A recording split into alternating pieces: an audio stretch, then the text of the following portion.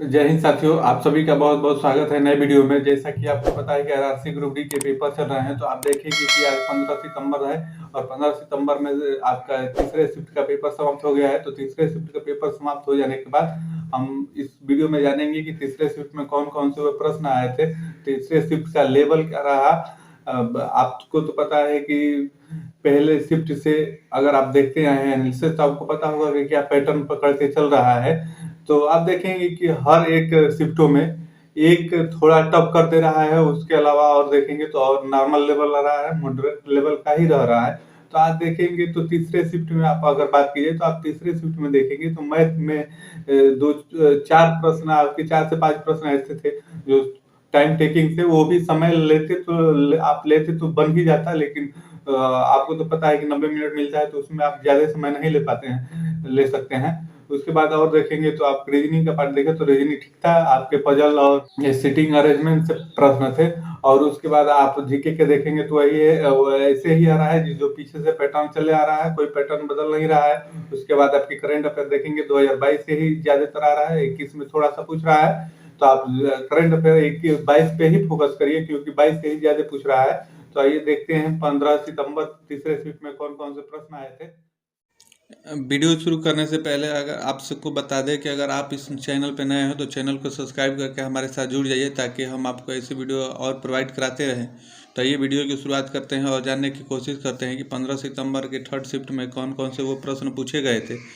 तो आइए आप देखेंगे, आप इसमें देखेंगे कि कई एक दो प्रश्न ऐसे भी हैं जो आपको बार बार रिपीट कर रहा है। तो उन प्रश्नों को आपको, तो अगर आगे आपका पेपर है तो उनको तो देख के ही जाना है।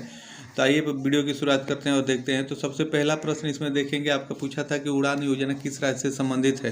तो ये जो आपकी उड़ान योजना है ये आपके राजस्थान से संबंधित है। आप देखेंगे ये प्रश्न आज पूछा था।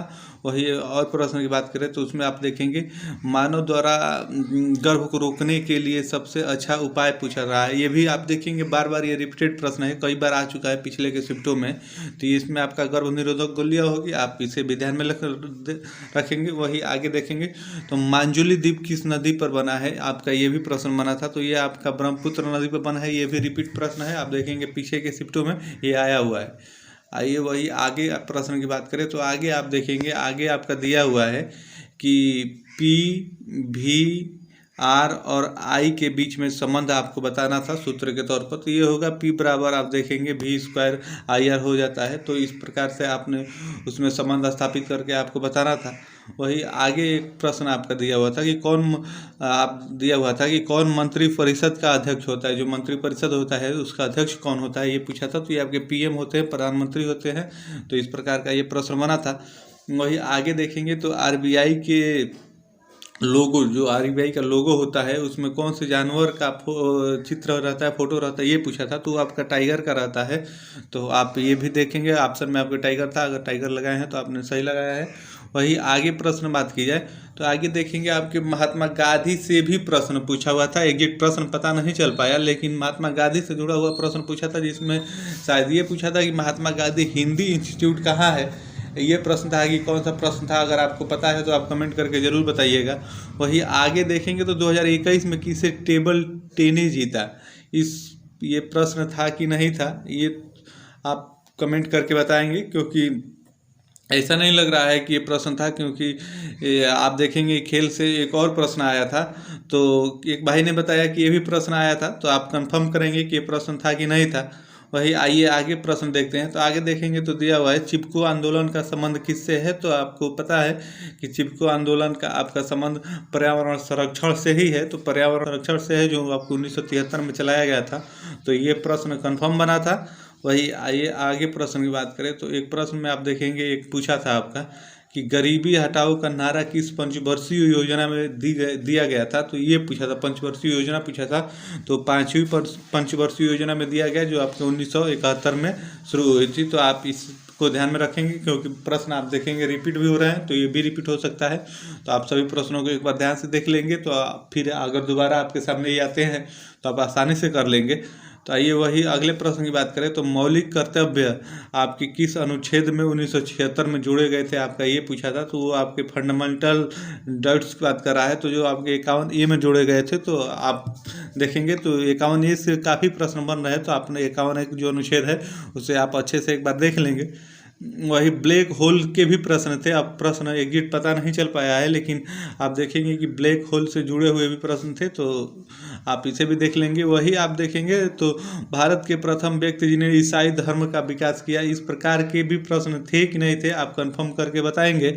वही जो जिन भाइयों ने पेपर दिया है, वही आगे प्रश्न की बात करें तो एक प्रश्न में देखेंगे आपका पूछा था कि पश्चिमी घाट और अरब सागर के बीच का भूभाग, उसके बीच के जो भूभाग है उसके क्या कहा जाता है, तो उसे आपके कोकण घाट कहा जाता है। आप देखेंगे कि तो आप देखेंगे इसी प्रकार के प्रश्न पूछे जा रहे हैं। देखिए खेल से प्रश्न पूछे जा रहे हैं बार बार, तो इसलिए आपको खेल देख के ही जाना है। वही देखेंगे तो यहाँ पे पूछा है भारतीय फुटबॉलर जिसने अंतर्राष्ट्रीय गोल के मामले में लियोन मेसी को पीछे छोड़ दिया है, तो कौन सा भारतीय फुटबॉलर है, तो भारतीय के स्टार फुटबॉलर आपके सुनील छेत्री जी हैं। तो ये प्रश्न आप देखेंगे पूछा था। तो वही आगे देखेंगे तो आगे एक प्रश्न था किस रंग का अपवर्तनांक सबसे कम होता है, अगर प्रिज्म से गुजारा जाए तो सबसे अधिक अपवर्तनांक कम किसका होता है, ये पूछा था। तो आप देखेंगे ये बैगनी का होता है, तो आप इसे ध्यान में रख के चलेंगे। वही आप देखेंगे कि फसल कटने के बाद कौन सा त्यौहार मनाया जाता है, एग्जिट ये प्रश्न पता नहीं चल पाया है, लेकिन आप देखेंगे फसल कटने के बाद कई राज्यों में अलग अलग त्यौहारें मनाया जाता है। तो अगर राज्य पता रहता तो तब उसका आंसर पता चल पाता। तो इस प्रकार से भी आप देखेंगे प्रश्न था। तो आप राज्य की फसल कटने वाले त्योहारों को भी आप एक बार देख लेंगे, तो जो आपके लिए फ़ायदेमंद होगा अगर आपका आगे के शिफ्टों में पेपर है। तो आइए वही अगले प्रश्न की बात करें। तो अगले प्रश्न में देखिए यहाँ पे एक प्रश्न पूछा था आपसे कि अर्जुन पुरस्कार विजेता अभिषेक शर्मा का संबंध किस खेल से है। तो आप देखेंगे कि अभिषेक शर्मा संबंध आपके निशानेबाजी से है, तीरंदाजी से है। तो आप यहाँ पे ये लगाएंगे, अगर आपके ऑप्शन में निशानेबाजी दिया हो तो निशानेबाजी लगा सकते हैं, अगर निशानेबाजी न दे के आपकी तीरंदाजी भी दिया हो तो तीरंदाजी भी लगा सकते हैं, क्योंकि तीरंदाजी तीर से ही निशाना लगाते हैं। तो ये भी प्रश्न आप देखेंगे बना था। वही आगे एक प्रश्न की बात करें तो आगे देखेंगे पूछा था आज विद्युत मोटर किसको किसमें परिवर्तित करता है, आपका ये प्रश्न बना था। तो ये आप देखेंगे बना जो विद्युत ऊर्जा होता है उसको यांत्रिकी ऊर्जा में परिवर्तन कर देता है। तो इस प्रकार से एक प्रश्न था, अगर आपके ऑप्शन में ये था तो ये आपने लगाया है तो आपका सही है। वही आगे के प्रश्न की बात की जाए तो आगे के प्रश्न में देखेंगे आपका एक पूछा था ग्राम पंचायत में कुल कितने सरपंच होते हैं। तो ये नॉर्मल प्रश्न है, आप आसानी से इसे बता सकते हैं। एक ग्राम पंचायत में एक ही सरपंच होता है।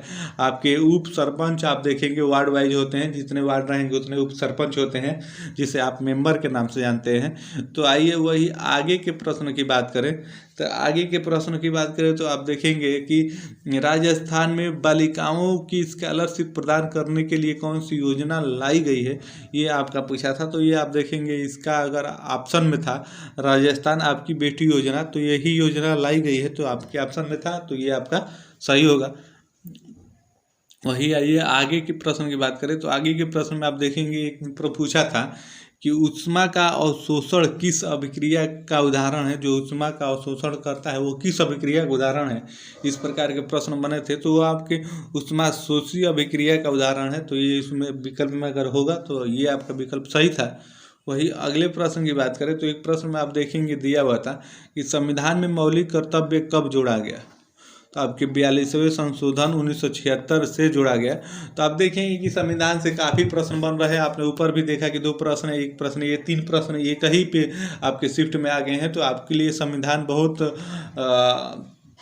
जरूरी टॉपिक हो जाता है। आप संविधान को अच्छे से देख लेते हैं तो आप कम से कम 2 से 3 प्रश्न आसानी से बना लेंगे, क्योंकि संविधान को एक बार अगर अनुच्छेद आप अच्छे से समझ लेते हैं तो अनुच्छेदों से ही प्रश्न पूछ रहा है कि ये संशोधन कब हुआ, इससे जुड़े हुए क्या है, इस अनुच्छेद में क्या है, इस प्रकार के प्रश्न बन रहे हैं। तो आप संविधान को एक बार देख लीजिएगा अगर आपके आगे के शिफ्टों में पेपर हैं। तो वहीं आप एक और प्रश्न की बात की जाए तो आप देखेंगे पूछा था कि लू क्या है।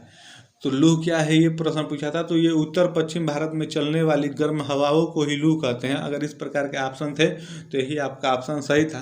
तो अगर आपने इसमें ये लगाया है तो आपका ये सही है। तो आप देखेंगे इसी प्रकार के पेपर आ रहे हैं। पेपर का कोई लेवल उतना ऊपर नीचे नहीं हो रहा है, जो पहले फेज से चला आ रहा है उसी पैटर्न को पकड़ के चल रहा है, नॉर्मल ही आ रहा है।